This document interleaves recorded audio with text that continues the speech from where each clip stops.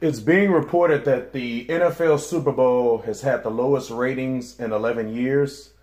Now, myself personally, my fascination with the NFL has been waning over a number of years for different reasons. But this isn't going to be about the NFL. This is going to be about what can we do to make moves to empower ourselves, to put ourselves in better situations of power and control and economic independence. Now, in this country, the so-called United States, we know that we, the Afro people, the Afro-Americans, we know that when it comes to athletics, for whatever reason it may be, that we dominate in these sports when we apply ourselves, when we train, and if the system is fair.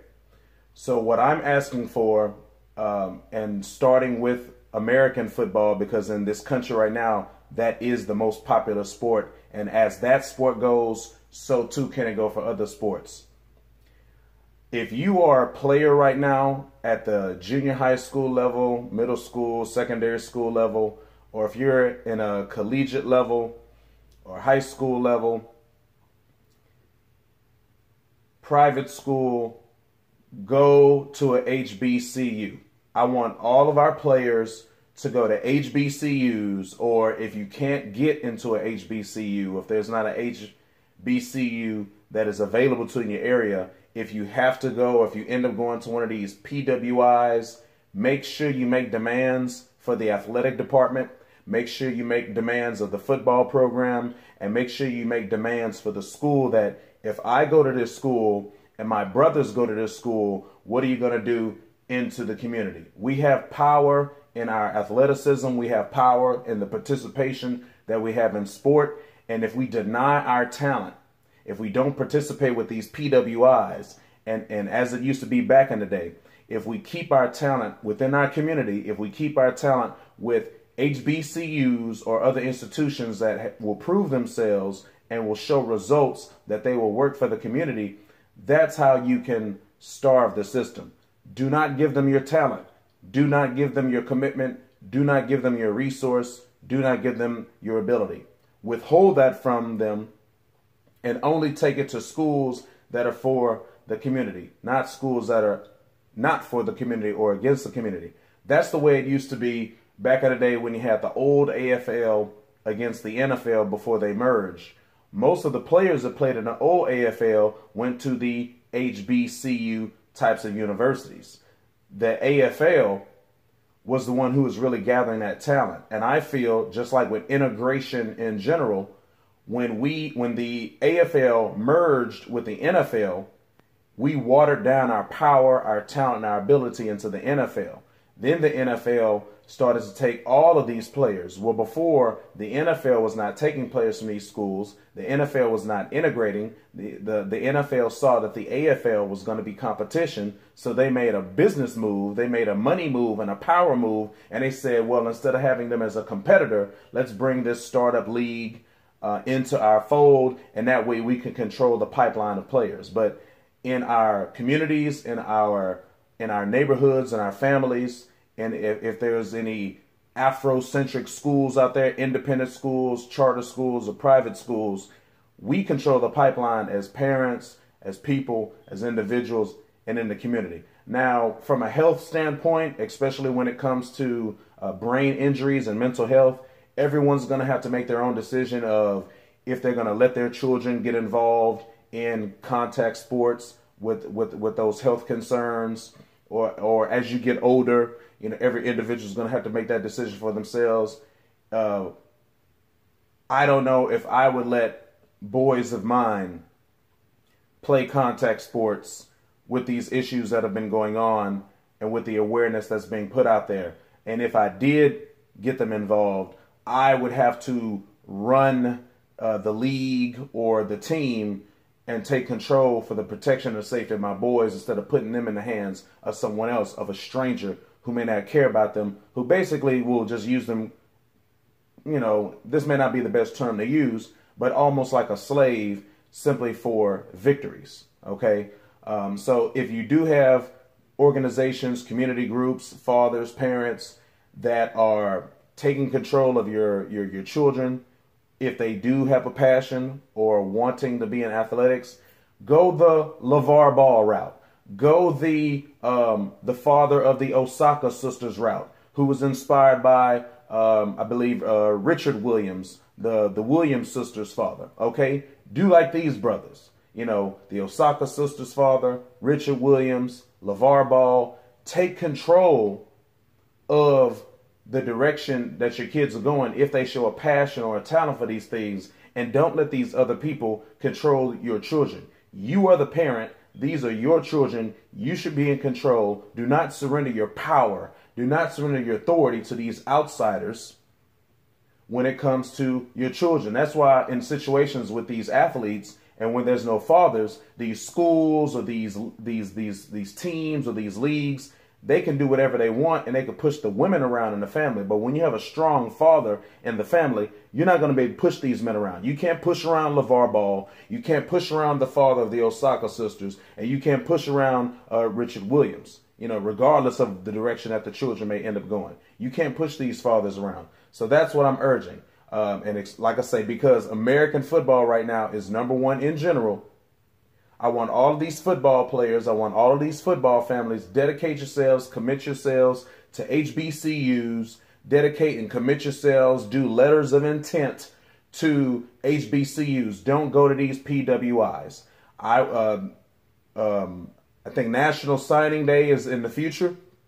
So on National Signing Day, you know, if you haven't done a letter of intent yet, there's still time. On National Signing Day, go to look, Cam Newton, when he got kicked out of, Florida, I believe, when he was dismissed from Florida, he went to Blinn College, which is a junior HBCU in the state of Texas, kind of like in East Texas area.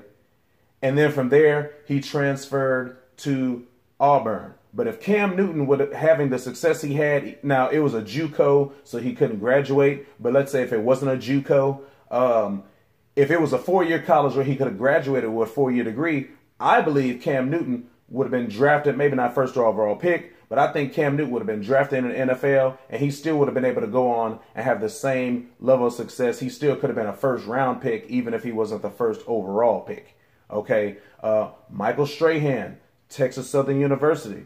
He went to a HBCU. You know, Hall of Famer, at one point in time had the sack record. These are just some examples to show you that even after the merger of the AFL and the NFL, that you can have success if you go to one of these HBCUs and if you have the talent, even if you go to a smaller school. It's not about where you start, it's about how you finish. If you believe in yourself, if you bet and gamble and invest in yourself, you can reach these heights using your individual talent and hard work with the right teaching, with the right coaching, with the right mentoring. And if you stay on the right path, you can reach these levels. You don't need these PWIs. You don't need the NCAA. You don't need these establishment universities. Take the power you have, since if you have the talent, take the power that you have and do it. You see lots of guys in the combine who go to small schools and they show their talent. And once they see your skills, they start to look at your tape. Then they know, hey, this guy's a player. Lots of guys today get drafted out of small schools. So you don't have to go to a big school. Go to these small schools. Go to these local schools. Go to your HBCUs. Okay? And it's going to be interesting to see with these new football leagues that are going to be coming up on the competition that the NFL is going to have, even if they're going to be playing in the spring and not the fall. And I'm looking forward to this, okay? Just like it was with the AFL back in the day, just like it was with the USFL back in the day, these different leagues provided an avenue more so for our players and for alternative and for competition against them. And then we can maybe get our presence felt with players demanding more rights and more respect, and not just players, also in the area of coaches, executives, individuals, personnel in the front office, and even owners and investors and advertisers. Because if they control everything from the ownership to the advertising, the marketing money and the revenue, the coaching and the personnel in the front office, even if you do have all of the players, once again, maybe not the best word to use, but as these players have said, you know, it's like a new type of a slavery or a marginalization. You're still going to be marginalized as a player, even if you have hundreds of thousands or millions of dollars. Okay, if it's the billionaires versus millionaires and 100,000aires, then you're going to lose that fight. So you need to remove yourself from under their control. You need to remove yourself from under their system, and you need to go make a house for yourself. Go make a table from yourself instead of about getting crumbs from the rich man's table of these billionaires. That's what you need to do. Okay, especially with the Freedom Football League that's primarily being started by Ricky Williams and Terrell Owens. There's some other brothers who used to play in the league who are also co-founders of that league. Not all of them are brothers, but most of them are. I'm really interested in looking into that league because a league that's started by former players, a league that's started by predominantly brothers, basically a league that is going to be run and owned in the same proportions and percentages as the players who more recently have been playing the game. To me, it all makes sense that if we're most of the players, then we should be most of the ownership and the investment and the finance and the front office personnel staffing and the officiating, the people who make the rules of the league, these different rules committees and things like that, the coaches, the general managers, the vice presidents of football operations. You know, if everything is fair and if we're the talent on the field, how come we're not seeing that same representation off the field? So it's not just simply about being a player. It's about running things, taking control, and being able to run your own business. In any other area of economics, if you have the talent, if you have the idea, you start your own business, you get the credit. NFL, it's a different way. Okay? So whatever happens with the NFL, I'm not too that concerned about it because, you know, I've been displeased with the play, the issues. They're showing that at the minimum, we could say they're prejudiced. You know, if you don't like some of the politicians who they support, you know, if you don't like what these owners are doing, there's going to be alternatives out there for you, or just turn the television off altogether. I don't really watch that much television anymore anyway. So, and also to bring up Major League Baseball with that situation with Cindy Hyde-Smith, it wasn't just a minority owner for the San Francisco Giants who supported her campaign after she made the public hanging comment. A Major League Baseball PAC donated money, $5,000 to her campaign. Okay? And the only explanation that they gave is that, well, in the future, we'll try to do a better job of vetting these candidates and making sure that checks aren't sent to the wrong people. You know, I think they asked for the money back, but to me, it's too little too late. I'm not watching Major League Baseball anymore. I like baseball. I'm just not going to watch Major League Baseball. You know, that's not even a situation where it's maybe one particular owner or one particular franchise. This was basically people who represent the front office of the league, not just these separate franchises. And for the commissioner of baseball to not be able to speak about it and address it, like I said, I could see if it was just one team. But as an organization, you have this going on, and you don't have an explanation that's good enough for me, can't do it. Okay? So let's move it into these other sports also. Baseball, basketball as well. You have the big three, Ice Cube, even though that's geared more so towards older players. But there's opportunities out here to have businesses and competition to where the final destination of the pipeline doesn't automatically have to lead to the NFL or to the establishment.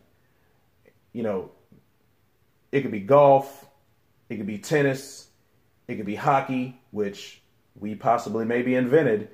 It could be a lot of different sports, okay? Pull yourself out of the system. So let me get this commitment from all these athletes, from all these football families, athletic families, sports playing families. Take control of your children, like LeVar Ball. You know, not only when it comes to the talent, also with branding and the merchandise. I also like what LeVar Ball did, where he didn't sign a deal with Nike or Under Armour or Adidas or Reebok. He said, if you're not going to pay me what I feel like I'm worth, I'm going to do my own thing. You didn't see Michael Jordan do that. You don't see LeBron James doing that. You know, they're the highest paid Negroes of Nike. Okay? Even, I mean, no disrespect. Well, I'm going to say this needs to go beyond Colin Kaepernick, but even Colin Kaepernick, you know, with what he's doing moving forward, I think we need to pay attention to Kaepernick to make sure that he's consistent and he's not allowing Nike to hijack the message. Kaepernick did something I didn't support. He gave money to pro-abortion groups. You know, now with all the babies in our community that have been murdered, I don't see how you can support abortion. Now, maybe he's one of these neoliberal, you know, pro-choice types of people. But if you're down with the issues of the community, I don't see how you can take that money that's been given to you by Nike and turn around and support abortion groups. But this needs to be bigger than Kaepernick. You know, this needs to be about us. Maybe he got it started, but we need to take it from there. You know, we can't give it to just one person and look for a leader and say, well, he's going to lead the way and we'll just follow. We all have to take action into our own hands. So I know what I'm doing through what I choose to watch, what I don't watch. I've sent communication to the Freedom Football League on possible investment and just business and investment opportunities. And I would just encourage everyone, if you have people in your household or if you yourself are an athlete and you play sports, don't give your talent to the establishment. Take control of your own career. Do whatever you can to profit and benefit the most and have the most control over your own talent. It's yours. No one else owns it. No one should be allowed to profit off of your work and your ability and your image and your likeness without properly compensating you for it. So you have to take control of your economics. Peace out and shalom, family.